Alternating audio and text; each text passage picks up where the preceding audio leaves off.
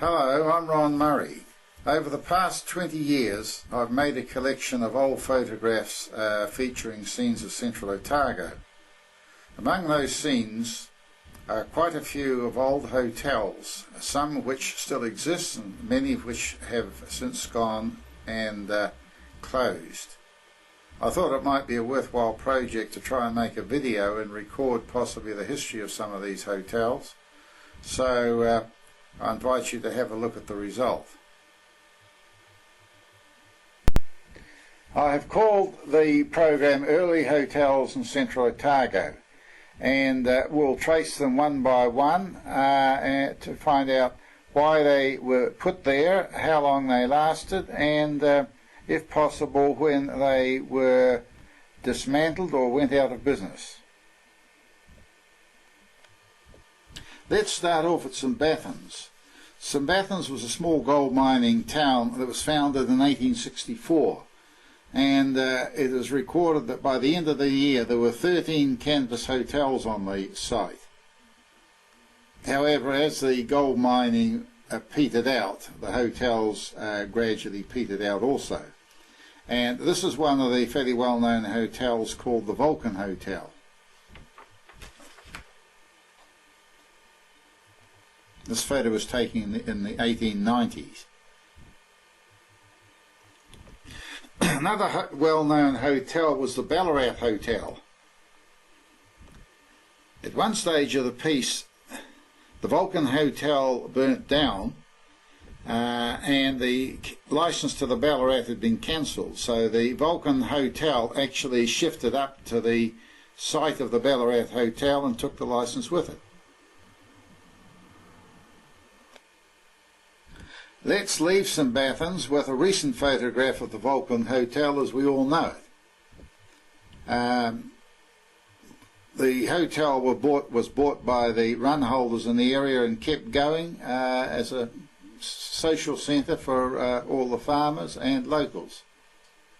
And it's still quite a popular place, very well maintained.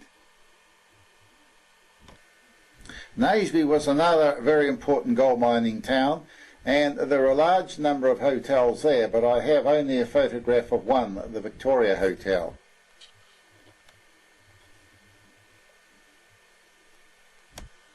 Let's get a little closer to home and have a look at Clyde. There are quite a few hotels in Clyde in the early days, and they also started off as canvas hotels, then graduated to galvanised iron and wood. Here's one that was there well before the turn of the century called the Port Phillip. Here's another one called the Old Bendigo Hotel. Quite a small looking hotel. Many of them are basically just drinking dens. Here's another one, appropriately enough, called the Dunstan Hotel, with the coach from Cromwell pulled up. Many of these hotels were also used as coaching stops. It should be remembered that the horses had to be changed every 10 to 15 miles, and at that stage the passengers generally wanted a drink or something to eat, so the coach generally ran from hotel to hotel, and for that particular reason you'll find hotels spattered all around Central, and generally none further than 10 or 15 miles away from the preceding one. And here is a later model of the old Dunstan Hotel, which still stands today. As you see, it's been rebuilt in stone and is double-storied. It was used several years ago as a guest house and as and also as a hotel.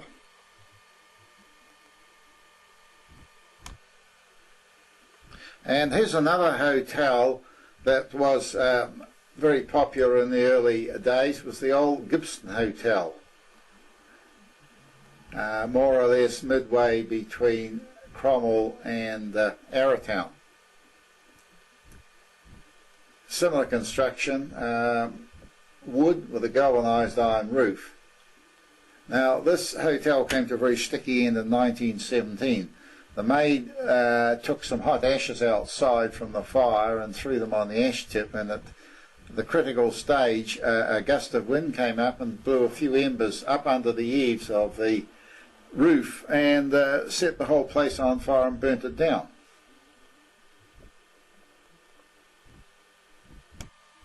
However, some popular records have survived, and I'm putting this one on to show what a publican needed to operate a hotel. He firstly had to have a publican's license, and this is one issued to Charles Perriam Sr. in 1896, and the fee for this is £25. To get a publican's license, the publican had to be approved by a licensing board as to be a fit and proper person to operate the hotel. If he had one or two convictions for sly grog selling, they were liable to take the license away from him. However, in order to take guests, the publican also had to have an accommodation license. Here is the copy of one here. It was issued in 1895 to Charles Perriam. So even on those far off days, it looked to be the case of the user pays all the time. In the early gold mining days, there was a great gold rush to skippers, and for a while gold was in very plentiful supply. And a small township grew up here, and here is the Skippers Hotel, built almost alongside a very rough main street. Another hotel that has stood the test of time is the old Albion Hotel at Luggett. It was initially called Luggett Creek, and in the very early days run by the late Jack Trevathan's father until he died at an early age.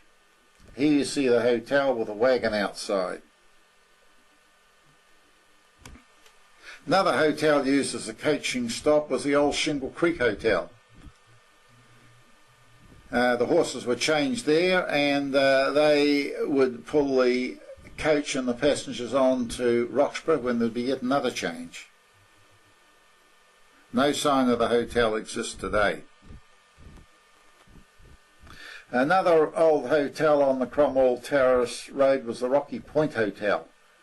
And the late Jack Trevathan told me he always used to stay there on a trip from Terrace back to Cromwell. This hotel was unfortunately burnt down, as many of them seem to do, but the old stable still exists, and on the site of the hotel there's been a house built and a pottery shop established. Just a mile up the road from Rocky Point was the Bendigo goldfield, which was an extremely rich goldfield in the 1870s. And at one stage there were 6 hotels on the site. Photos of only one hotel exist, and this is the old Solway Hotel, and here you see it under snow.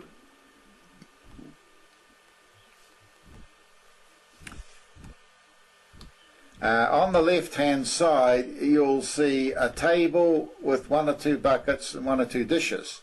This was the bathroom. If anyone wanted to wash, they took a bucket to the stream, put the water into a hand basin and had a cold wash and went inside for a meal.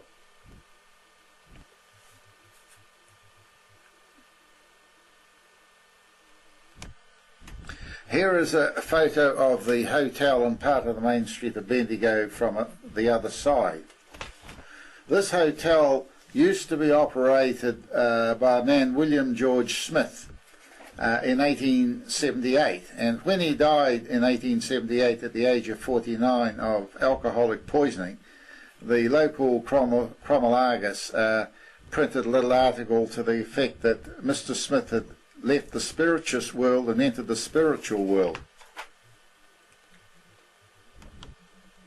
But in this photo, keep your eyes on the building on the very left hand side. This was the old bakery. I went back 5 years ago and took a photo from the same site as the previous photo to see if there was anything left of the hotel, and all that's left, and you'll see it hard on the left hand side, is part of the old stone bakery. Where the hotel was, it's got trees and grasses, and you would never know there'd been a hotel there. Another very popular hotel was the Victoria Bridge Hotel, almost halfway between Cromwell and Arrowtown. And here's a photograph from the other side of the river, showing the bridge and the hotel. Initially there used to be a punt on the site. This was run by a man Johnson until his sudden death in 1886. He left a widow, Mame Johnson, and 6 children, so she took over and she carried the hotel on and ran it very well until 1899, when she came and bought a hotel in Cromwell. Here's a close-up photograph of the hotel. My mother always told me that when she went to Gibson to visit her uncle, the coach always stopped there, and they gave her as a young girl a glass of raspberry and lemonade, and she was always very thrilled about that. In later years the hotel was closed down, so we'll have a look at it now as to what was left. This was used as a form of accommodation until the 1940s, and then when a new bridge was put there, the whole building was completely dismantled. As you can see, it's locally built of stone, and easy to put up, easy to push down. There are a number of hotels in Arrowtown too, because it was a very important gold mining area. I have only the photograph of one, the Royal Oak, and here it is here. The man in the gig on the right hand side is my great-great-grandfather. There are also a number of hotels on the way from Dunedin to the goldfields, and one of them was the place called Bald Hill Flat. We now know it as Fruitlands. And this is a photograph of the first hotel there with J. Kemp and his sister. Once again, as you can see, a stone building made from local materials. And it looks to be a thatched roof, not even a galvanised iron roof. We all knew Bella McGilligan, who lived in the mouth of the Quora Gorge for many years. She died about 6 years ago at the age of 101. However, the place she lived in was the stables of one of the hotels in the Quora Gorge. Let's have a look at the actual hotel. This is a Sluices Arms hotel, and the old stable she lived in was to the right of that. The correct name for that area is Georgetown. It was in actual fact a small gold mining town, and there were 4 hotels there: the Sluices Arms, which you see, the Diggers Rest, the White Hart, and the Scandinavian. No photos of the other ones exist, and this one here was delicensed round about 1880, the moment the gold ran out. But this hotel is typical of many of the other hotels. They're almost like a glorified skyline garage. They were built of galvanised iron, no insulation, not much lining, and they could be put up very rapidly and also taken down rapidly and shifted to the new gold mining rush wherever it was. In this particular case, when the license went from that hotel, it was shifted into Cromwell to the Globe Hotel. While we're still in the Quora Gorge area, let's have a look at the place that we know as the Roaring Meg. That was actually a small gold mining town too, and its correct name is Kirtleburn. It had a licensed hotel there which burnt down in 1880 and was owned by a man, McNulty. Although it wasn't rebuilt as a hotel, there was a demand for accommodation from the miners, so an accommodation house was built, and although it didn't officially serve liquor, it housed many of the miners, especially in the colder weather. Here's a photo of the accommodation house in 1907. And that'll always explain why, if you go up to the Meg, you'll find wild cherries and wild gooseberries and one or two fruit trees. It was a complete settlement.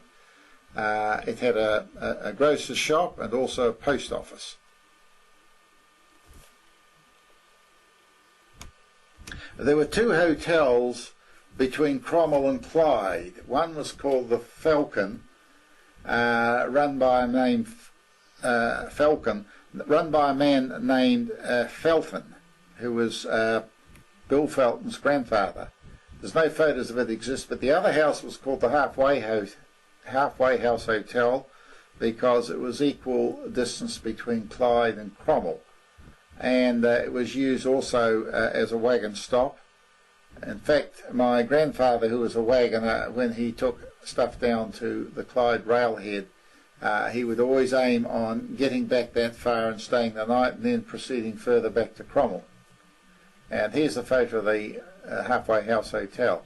It burnt down in 1917. The Cardrona Valley was an important gold field too in the particularly early days, and there were a number of hotels there. I've managed to get a hold of photographs of two of them. One was the All Nations Hotel, run by an Italian called La Franchi, and here it is here.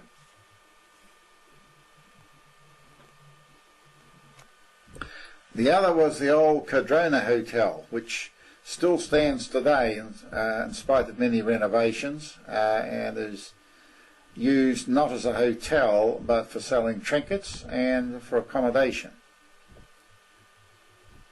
The Licensing Control Commission were going to close it in the 1950s, but it was run by an old man called James Patterson, a Boer War veteran, and they agreed that the license should stay as long as he should live. Let's have a look at him. And here he is in 1960, 2 years before he died at the age of 92. His bar was extremely small, and if drivers coming over there wanted a drink, he would give them a beer or a couple of beers, and if they wanted any more, he'd say, "Sorry, you're driving," and they wouldn't get any more. Let's have another look at another town formerly known as Pembroke, now changed to Wanaka, and this was the old Wanaka Hotel on the shores of the lake. It was used mainly for accommodation for tourists. They even came in those early days.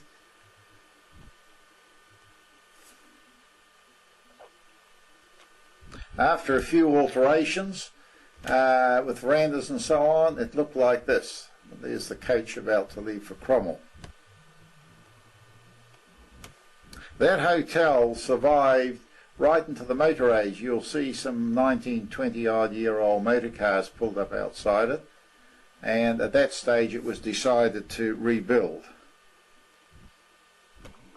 And here's the hotel as it was rebuilt in the 1920s. Very popular hotel, and it burnt down round about 1960 or 61 and has since been replaced by yet another hotel which is now known as Clifford's. Another popular hotel at Bannockburn was the Bannockburn Hotel. Here it is here, taken about 1911 when Donald McRae was the proprietor. This hotel still stands, having had a few facelifts and a few renovations. Second hotel in Bannockburn was known as the Carrick Range Hotel. It was initially at Courtsville on the base of the Carrick Range, and when Courtsville came to an end around about 1880, it was shifted over to Bannockburn and occupied the site immediately above Jim Stewart's old store.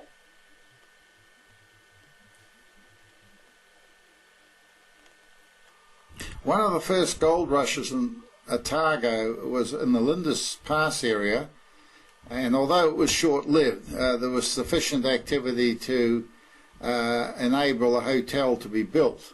And here it is, built of stone, as you can see, very substantial, and in later years served as a bus stop for coaches and then for motor buses.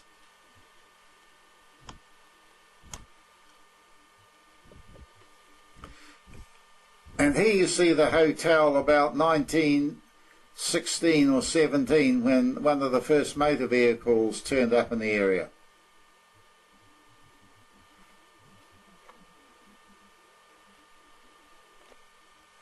When the licence was cancelled, it was used for a number of years, in fact right up until the 1940s, for an accommodation place, and also for a stop for the motor buses coming through the Lindis Pass.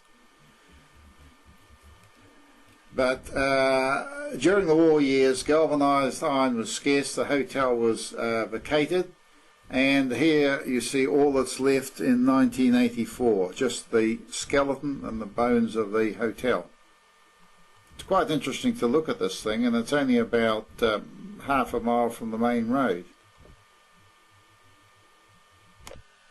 Another little township on the road between Cromwell and Wanaka was Queensbury, and it was an important coaching stop and a waggoner's stop for many years.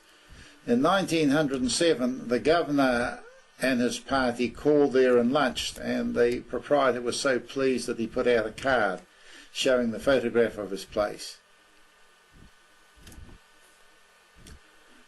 The late Jack Trevathan also used to put up there the night when he was waggoning and on the Wanaka side of the river, and he said he can remember times when there would be 95 draft horses put out for the night. This hotel existed until about 1923, and here you can see the coming of the motor age. A motor car pulled up outside.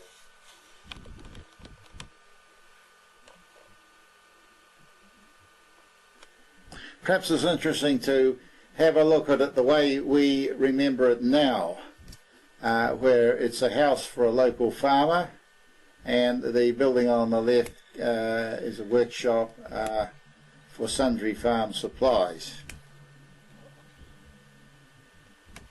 Albert Town was another important town in the early gold mining days. It was about 5 or 6 miles from Wanaka, but it was on the site of the river, and there was a punt across the river to carry passengers to the Hardware Flat area, and for that reason it prospered for quite a number of years. Here's a photograph of part of the main street, but if you have a look on the right hand side, you'll see the Albert Hotel. Now this is one of the very few old hotels that's stood all these years, and it's probably over 100 years old. Let's have a look and see what it looks like today. And here's the same old building today. The photo was taken about 4 years ago. It's a little bit buckled and warped, but still the original building, so there couldn't have been too much dry rot in that area.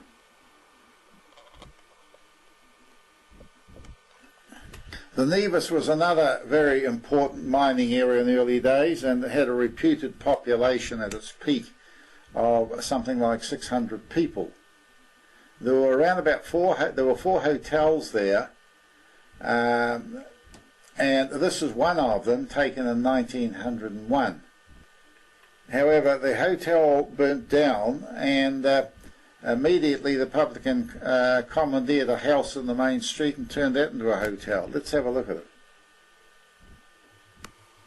And here's the hotel that we all knew on in the main street.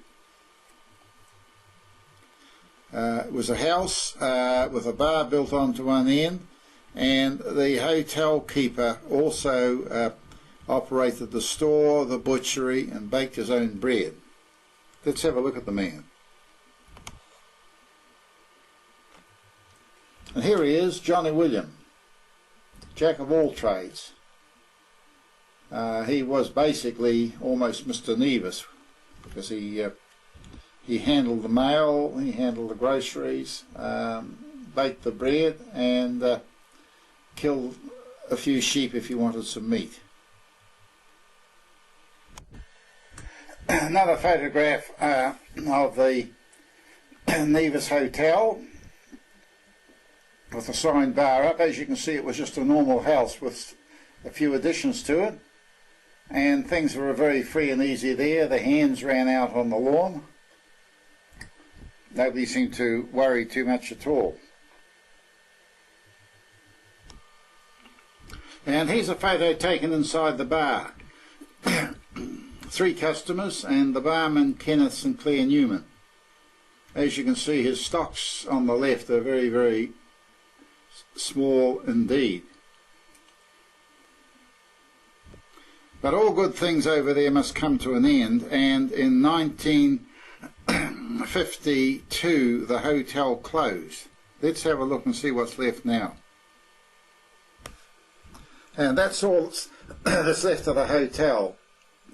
Everything was sold up, the place stripped, and once the galvanised iron roof was taken off, that was that. So it still stands as a lonely monument to a fairly large mining town. Let's now come to one of the hotels that has stood for over 120 years on the one site. This is the Welcome Home Hotel at Loburn. For a few short years it was situated on the other side of the river by John Perriam, but then he saw the wisdom of having it on the present site and alongside a creek so he could get supplies of water. And here is the hotel with a customer outside on a gig. Let's follow the history of this place.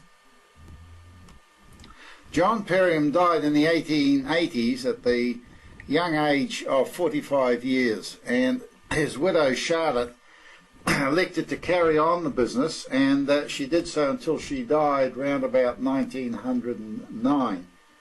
Here's a photograph of her sitting in a chair just shortly before her death. On the left hand side there is a grocery shop run by her, and there was also a butcher shop, and across the road a blacksmith shop, so it was really a township by itself. And the thing that aided the hotel so much over the years was the fact that there was a punt connecting the other side of the river. Let's have a look at the punt. Here's another photograph of the punt letting a buggy off. The Vincent County Council operated the punt, and their puntmen kept records. And in 1908, this is what it handled in a week. 3 coaches, 19 spring carts, 19 wagons, 30 buggies, 6 drays, 244 horses, and 460 people. Now, once they all got across the punt, the first place they would look for would be the pub. So the pub did very well for a large number of years. Around 1907, the hotel burnt down, and here's a picture taken afterwards. Everyone lined up outside. So what did the publican do? Well, it was very simple. He simply took what stock he had left and took it along to the old blacksmith shop and opened up a bar there until the hotel was rebuilt. And here you see the influence of the motor age in 1915, with a number of old-fashioned looking cars lined up at the hotel. The next major event in the history of the Loburn Hotel was when it burnt down again around about 1922 or 23. But I have no records of that, as none of the newspapers are available. Then there came the Austral-Malay dredge. This started near Cromwell in 1938, and by about 1942 or 43 had worked its way opposite the Loburn Hotel. As you can see here, it's a tremendously large dredge, around about 94 foot high. You will see the hotel in the background.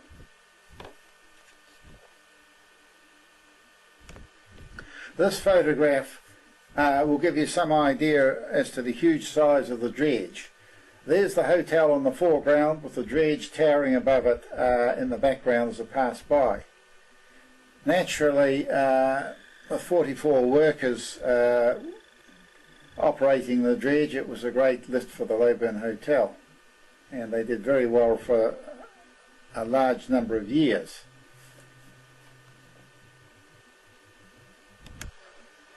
And here's a view of the hotel, the bridge and the river that I took from an aircraft a few years ago. As you can see, the hotel is very well situated, commanding all the traffic on the west side of the river, and then anyone who came across from the other side by bridge was immediately confronted by the hotel. It seemed an ideal situation, and people thought it would go on forever. But let's see what happened. Perhaps this photograph explains it all. Flooded 60 foot under. That was the case when the hydro dam was put in at Clyde, and the locals realised that they wouldn't have their Loburn Hotel for too much longer. Let's follow the developments from there. In April 1988, a date was set for the auction. And here are all the cars pulling up outside, getting ready to bid on the various chattels. And here's Shiner Reed, one of the auctioneers, taking bids.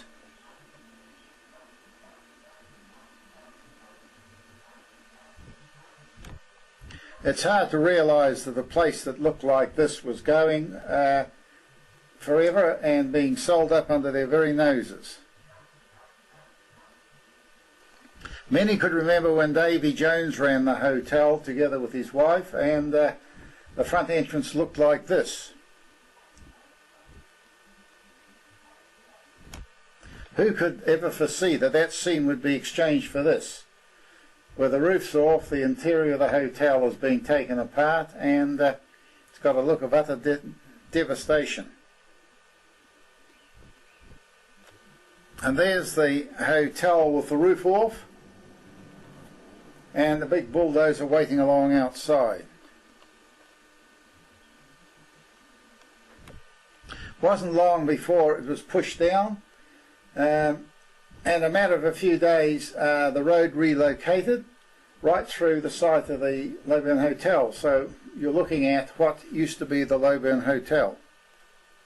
Let's get on to another one. Having looked at all the outlying hotels, let's come into Cromwell. There used to be 9 hotels in Cromwell, and this one was called the Temperance, but it was a bit of a misnomer because it was a fully licensed hotel. But as the bar trade fell off due to the decline in mining, a lot of these hotels ended up as boarding houses. This one was no exception. And here it is, same building, now a boarding house. Because during the dredging boom, there were quite a lot of single miners operating and working on the dredges, and they needed accommodation, and it was considered to be quite profitable to take them in as boarders, even though they couldn't be sold liquor. Now, after that, it was used as a private residence. I can remember around about 1941 and 1942, when Bert Keys, the taxi proprietor, used it. It was then pulled down. Let's follow it from there. When the old hotel building was pulled down, it was used first as a post office car park, and then later as a telephone exchange. And here it is in 1984 as a telephone exchange. It's a matter of interest, that's Ivy Ritchie walking up the street. She walked into the picture. And when the final demolition came in September 1987, Everything was taken away, and here is a section, completely cleared and growing grass. So ends the Temperance Hotel. Another hotel was the Globe Hotel, situated next to Wishart's garage. It was initially a hotel but closed about 1913 because it was not up to standard, and was used as a boarding house by Mrs. Hoskins, whose husband had been killed on one of the dredges. And here it is as a boarding house.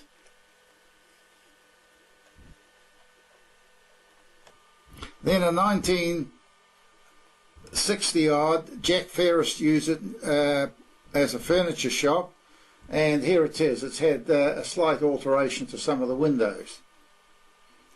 And it stayed like that for a few years, became empty again, and was eventually demolished. 1985, it was the ground was levelled and it was used as a car park. Now it's used as part of the old Cromwell reconstruction. Then there was the old Victoria Hotel, which still stands on the same site.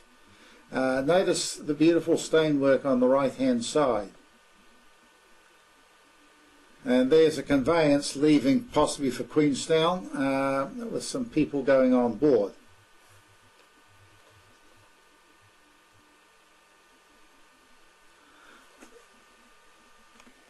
This hotel was run by James Stewart and his wife. Initially, James Stewart had a small hotel down by the Hartley and Riley Monument. Then he shifted over to where the Bannockburn Bridge is, and the Blue Gums still remain, and he built a small hotel there alongside the punt.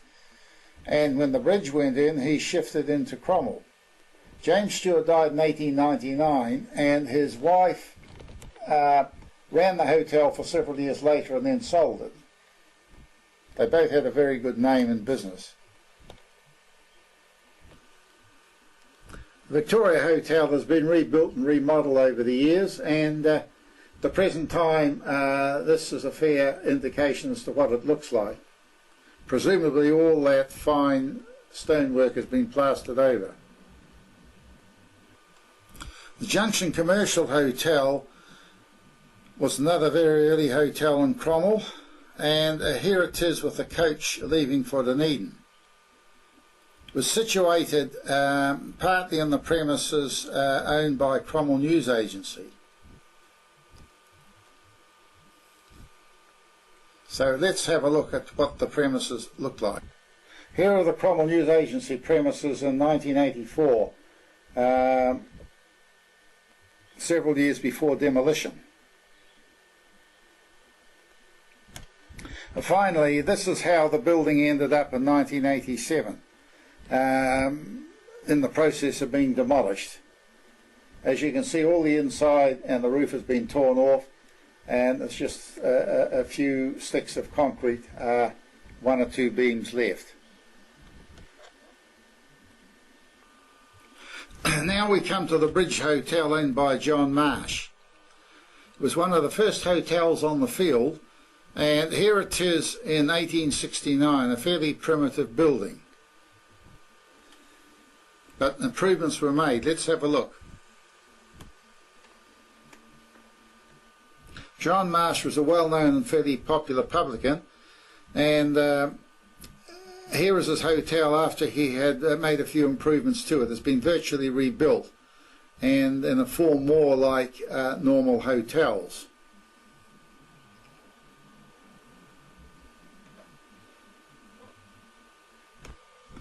And this is how it ended up as a boarding house. Once again, the licence was not renewed, and it was opened up as a boarding house but only ran for a short time. And here's a photo of John Marsh. He died around about age of 60, and was fairly well known for his good works around Cromwell.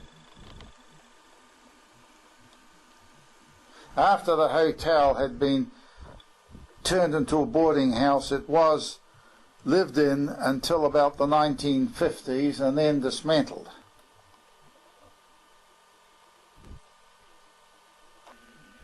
Initially all the beer was carted from Dunedin, but around about 1869 it was decided to establish a brewery at a place called Brewery Creek down by the old railway station.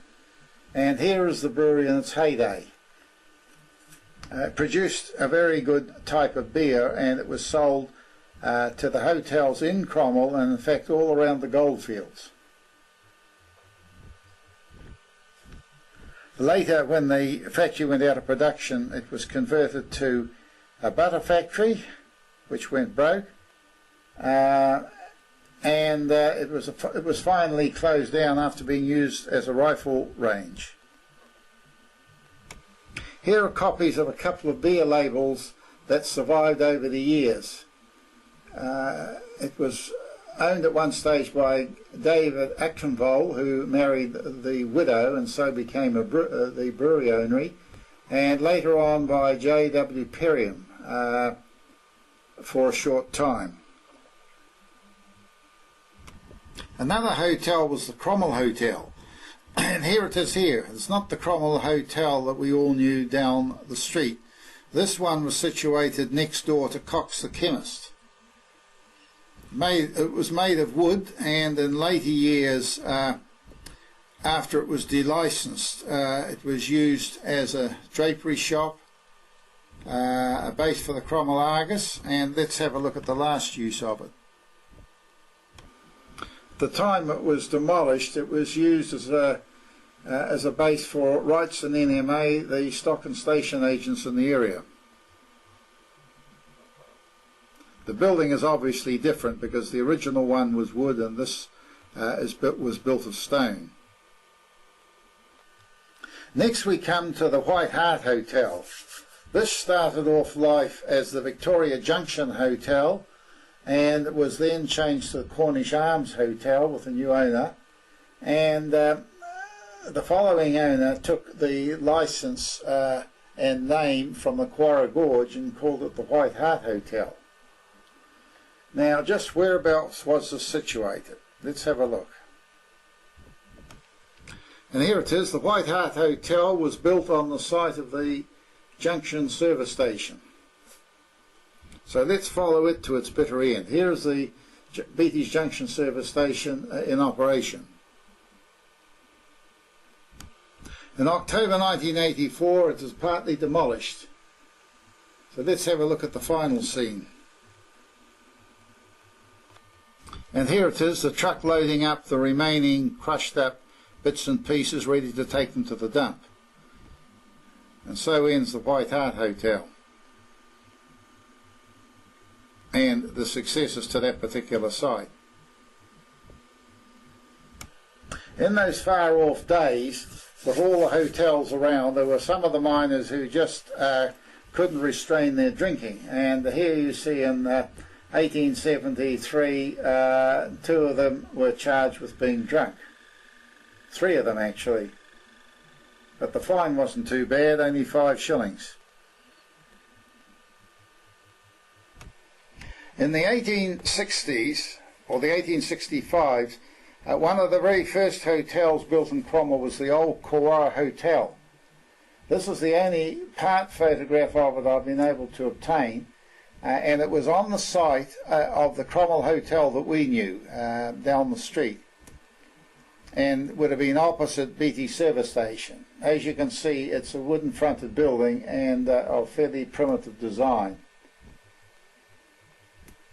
Initially, one of the men, George William Goodger, who owned the Junction Commercial, bought the licence of that and closed it down in the hopes that the people drinking there would drink at his hotel. Unfortunately, it didn't work. So let's have a look now and see what went on the site. When the site was cleared, Hallenstein Brothers, of the present firm that still exists, built a large building on there and used it to sell stores, supplies and drapery, and used the top story for employee accommodation. What happened then was that another publican came along and took the license from the Globe Hotel, from the Bridge Hotel, put it back on there and licensed the thing and set it up as a hotel. So it never really started off as a hotel, but became a hotel and was altered over the years to make it more suitable. And here is a coach about to leave from outside the hotel. The old Bank of New Zealand building is on the left-hand side. Let's see what it looked like before the demolition. And this is the way that we all remember it. TAB on the right-hand side and the hotel on the left-hand side.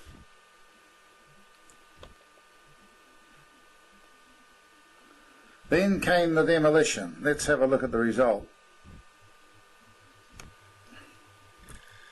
And there's the demolition in October 1986. You'll notice the digger on top of a pile of spoil, still trying to crush it up. And on in the middle distance is the old Bank of New Zealand building. And so that was the end of what we knew as the Hotel Cromwell, but in actual fact had also been known as Dawson's Hotel. Then it became necessary to demolish the Golden Age Hotel in Old Cromwell. So it was decided to build another hotel up on the New Town Centre called the Golden Gate. And here are the frameworks, steel frames being put up in the photograph now. Work progressed fairly rapidly. It was built by the Arrow Corporation, I believe, and here is the building well on the way. Here it is, the completed job. Doesn't look too bad either. Let's have a look inside. Here it is, the dining area. Very tastefully done up. Everything is well built and very modern. A view of the grounds outside with the various umbrellas to keep away the heat.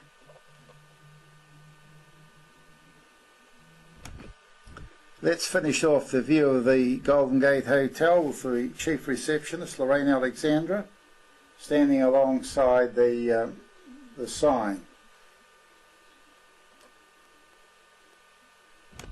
The final hotel to be demolished in the main street was the Golden Age. And here is the original Golden Age Hotel with a man having tied his horse up and just about to go into the bar. As you can see, it was a wooden building and of fairly primitive construction. During the dredging boom at the turn of the century, around about 1901-1902, Cromwell prospered very well, and so the Golden Age was rebuilt in stone. And here it is here, this photo being taken in 1913. It's more like the shape of the hotel that we know now. In fact, this is what it looked like in 1983. Very similar, and basically all that stonework had been rough cast over.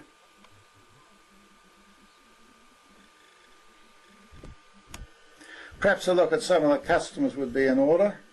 Bob Conley, the barman, on the left, the late Doug Wishart in the middle, and Gordon Knox on the right. And here's the day the hotel closed, 1st of September 1987, and already the fittings have been placed out on the footpath to be carted away by the brewery. Here's the hotel partly demolished. The roof off, the doors out, the fittings removed.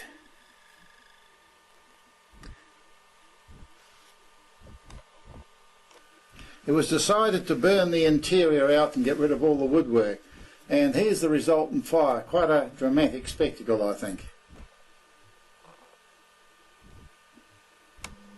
And what better way to finish the program than to show the last moments of the Golden Age Hotel as the digger pushes the stone walls down.